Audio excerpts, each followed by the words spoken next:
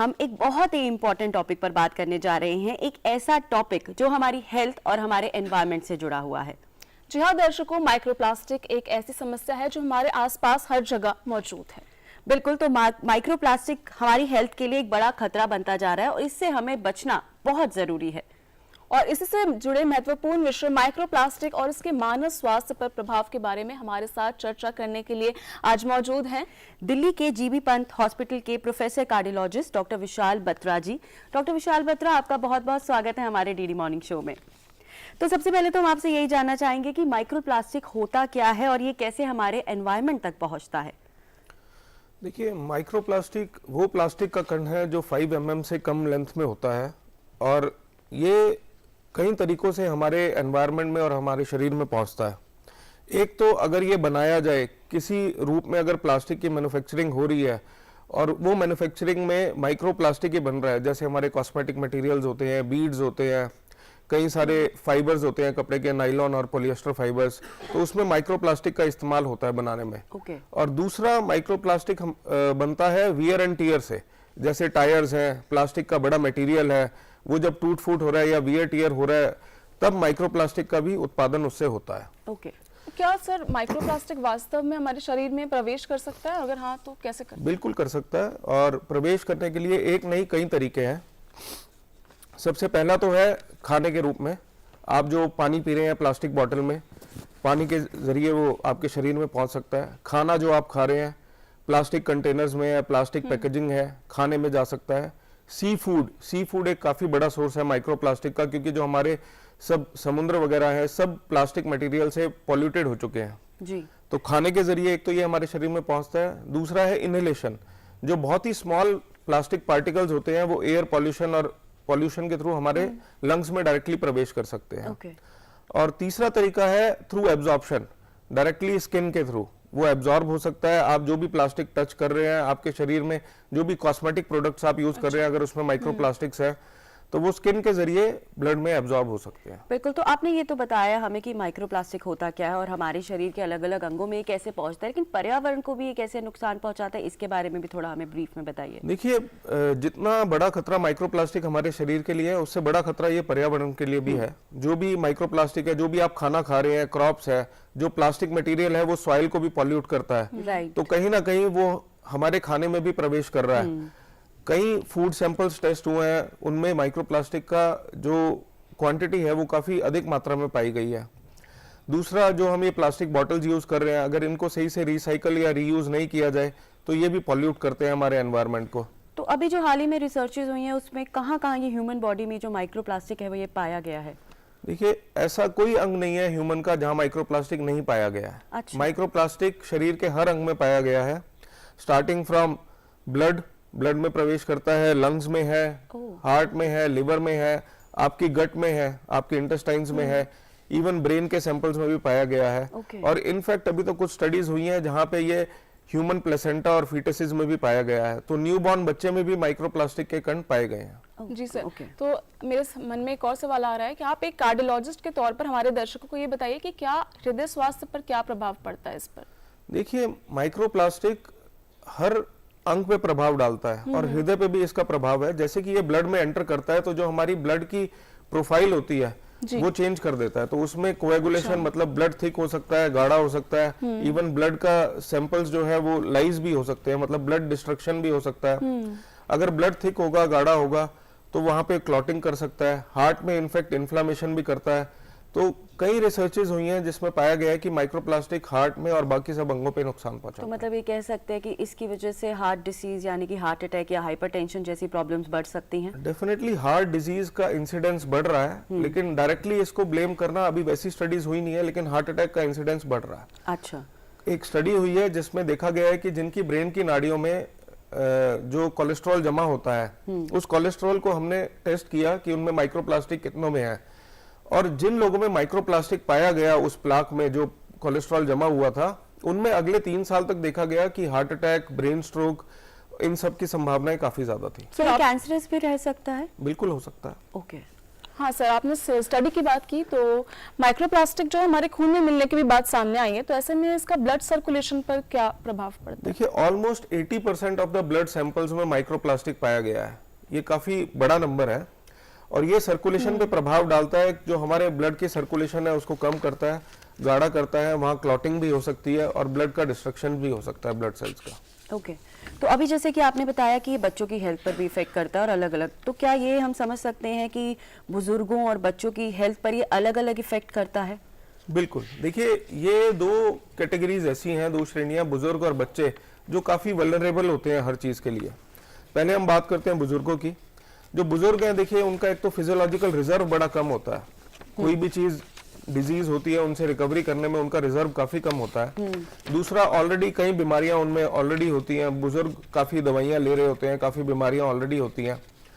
तो जब ये बुजुर्गों के शरीर में एंटर करता है तो उन प्री एग्जिस्टिंग डिजीज को भी काफी बढ़ा सकता है और ये इन्फ्लामेशन भी करता है, तो काफी डिजीज बढ़ जाते हैं। ओके दूसरा, बच्चों की बात करें, बच्चे भी काफी वल्नरेबल होते हैं। बच्चों में ये कहाँ से पहुंचता है? थ्रू इन्फेंट फूड, जो बच्चों का फूड होता है।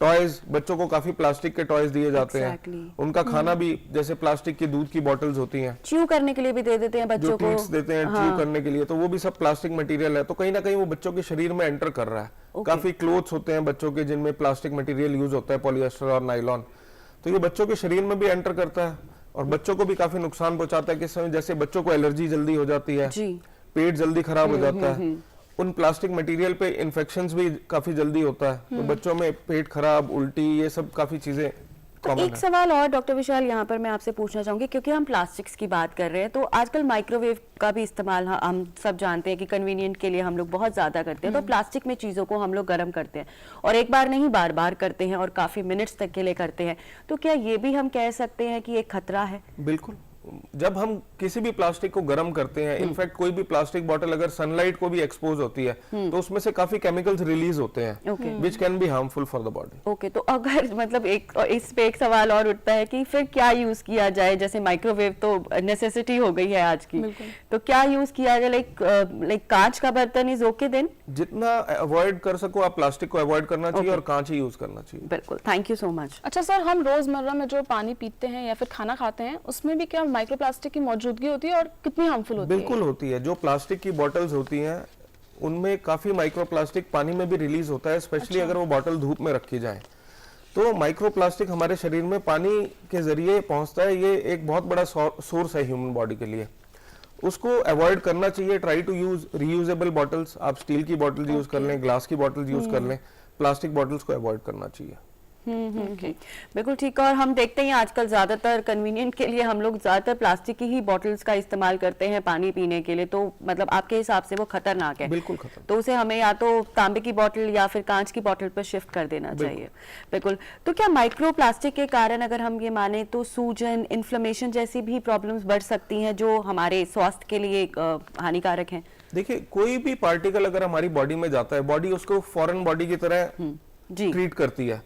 तो कोई भी मटेरियल गया, भले वो एक बैक्टीरिया है, वायरस है या कोई भी प्लास्टिक है, तो वो फॉरेन बॉडी की तरह जब ट्रीट होता है तो शरीर उसको फॉरेन बॉडी की तरह एक इम्यून रिस्पांस क्रिएट होता है जो हमारा इम्यून सिस्टम क्रिएट करता है।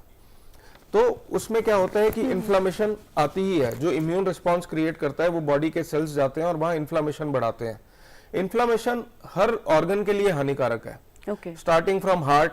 जो भी हार्ट अटैक्स होते हैं, कई बार ब्लॉकेजेस इतनी नहीं होती लेकिन इन्फ्लामेशन के कारण उन ब्लॉकेजेस में जो कोलेस्ट्रॉल होता है वो ब्लॉक कर देता है एकदम। इन्फ्लामेशन होते ही वो पूरी आर्टरी को ब्लॉक कर देता है। सेम इन ब्रेन, इन्फ्लामेशन होती है तो स्ट्रोक हो जाता है। हमारी आंतों में अगर इन्फ्लामेशन होगी तो हमारे गट माल एब्जॉर्ब करेगी, जो खाना है हम उसको पचा नहीं पाएंगे। लिवर में इन्फ्लामेशन होगी तो फैटी लिवर जैसी समस्याएं होंगी। तो इन्फ्लामेशन हमारे हर ऑर्गन के लिए काफी हानिकारक है। तो यहीं पर अभी जैसे मैंने आपसे एक सवाल किया कि क्या ये कैंसरस भी हो सकता है, तो कैसे, इसके बारे में थोड़ा हमें ब्रीफ में बताइए। देखिए, आजकल कैंसर का इंसिडेंस काफी बढ़ता जा रहा है। बिल्कुल। और अभी तक कारण नहीं पता कि किस कारण से इतना इंसिडेंस बढ़ रहा है। हाँ जी। तो इसके लिए स्टडीज हो रही हैं। मोस्ट लाइकली ये भी एक कॉज हो सकता है कि जो माइक्रोप्लास्टिक्स हैं, जो हमारे शरीर में प्लास्टिक है, ये कैंसरस की तरह भी काम कर सकते हैं, कैंसरस मटेरियल्स की तरह, क्योंकि जब इन्फ्लामेशन होगी तो वहां पे जो हमारी बॉडी के सेल्स आएंगे वो आएंगे, इन्फ्लामेशन को रोकेंगे, और कई बार वो सेल्स का नंबर रेगुलेटेड नहीं रहता, तो they can be cancerous also.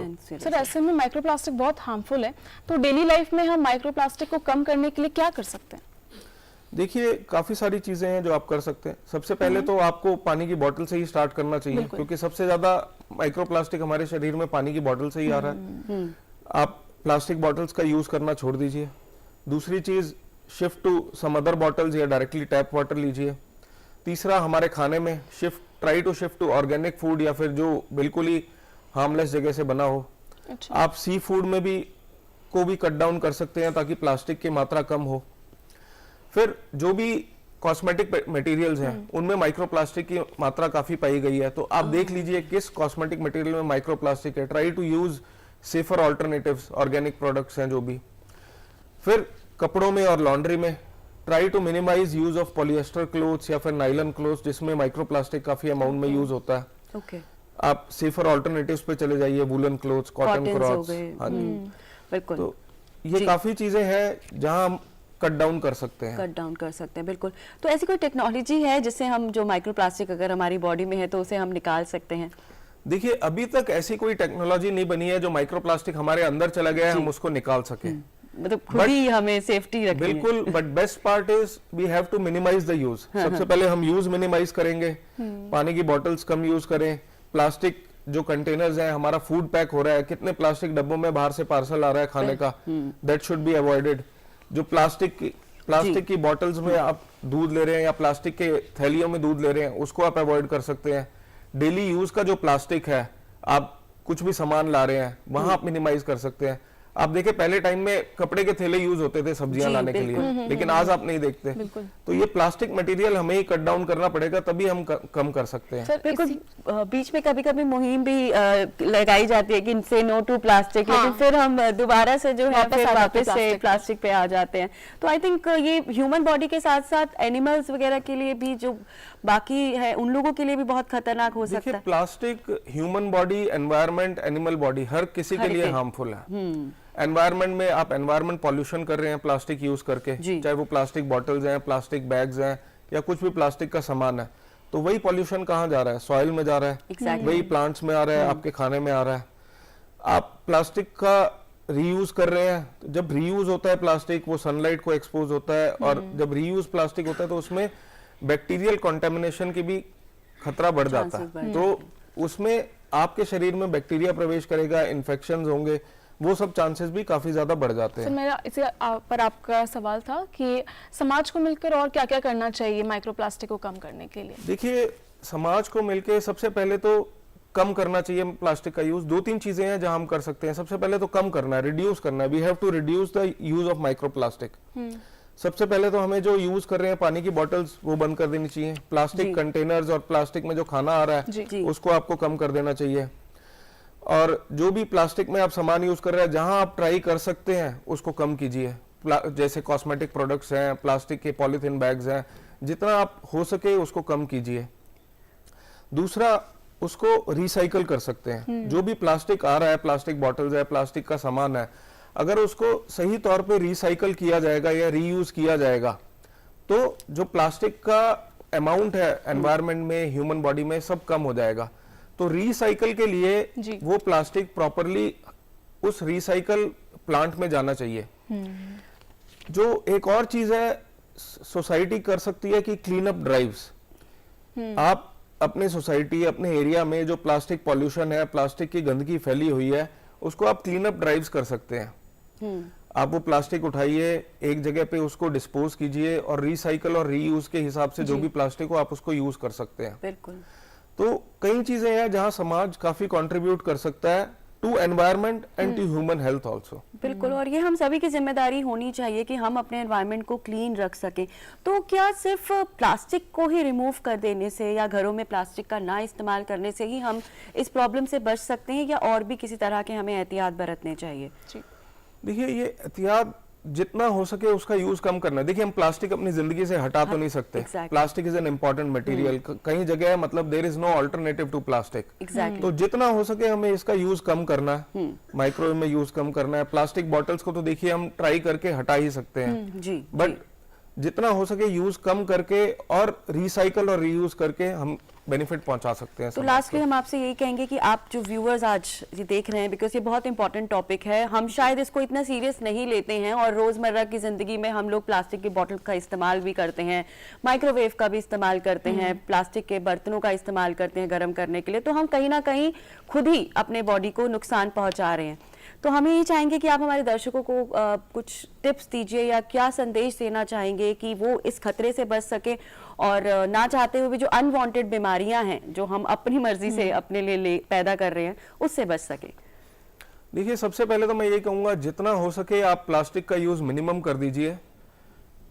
वो आपके शरीर, आपके एनवायरनमेंट सबके लिए ही बेनिफिशियल होगा। प्लास्टिक का यूज मिनिमल करके ही हम अपने शरीर को सेफ रख सकते हैं। चाहे वो प्लास्टिक बॉटल्स हो, प्लास्टिक कंटेनर्स हो, आप बाहर से खाना ला रहे हैं उसमें भी आप अवॉइड कीजिए। जितना हो सके आप रीयूजेबल चीजों का यूज कीजिए और प्लास्टिक अवॉइड कीजिए।